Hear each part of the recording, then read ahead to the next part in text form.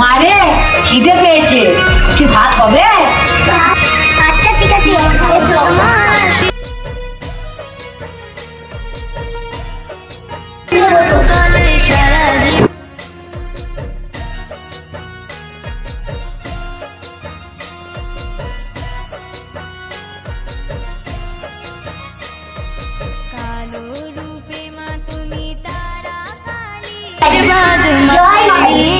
যে আমার video like করবে, চ্যানেলটা সাবস্ক্রাইব করে তার ঘর আমি খুশিতে ভরিয়ে দেবো।